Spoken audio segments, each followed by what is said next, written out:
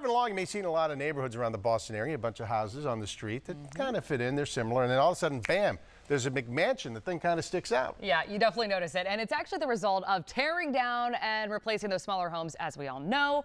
But now, though, there's some growing backlash against these big houses and a number of communities as residents fight to preserve affordable housing.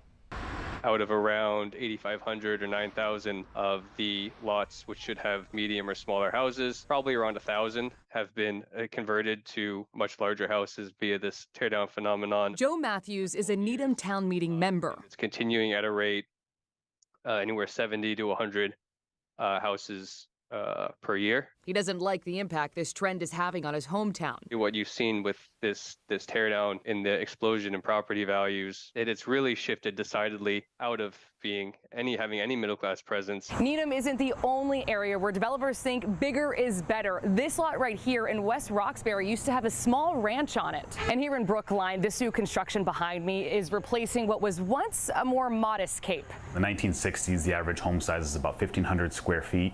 Now it's about 2,500 square feet. And the interesting thing is that household size has actually gotten smaller. I think everyone wants Newton to be a place where people of diverse incomes and diverse occupations can afford to live here. Newton City Councilor David Mickley says they've recently adopted measures to tap the brakes on teardowns. The key tool that the council has is about what we allow to be built by right versus what is built by special permit. Those special permits are now required for structures that would exceed 2.5 stories and for retaining walls over 4 feet. Over the past few years, we've seen a number of big homes go up with really big retaining walls that allow them to build even bigger. In 2017, Needham put policies in place to limit the size of homes after a teardown.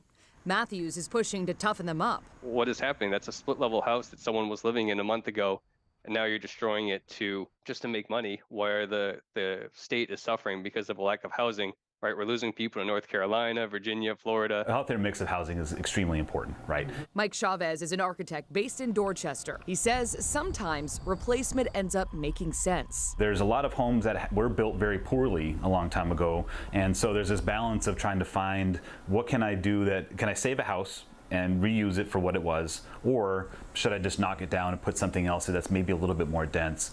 And so a lot of communities are trying to find that balance.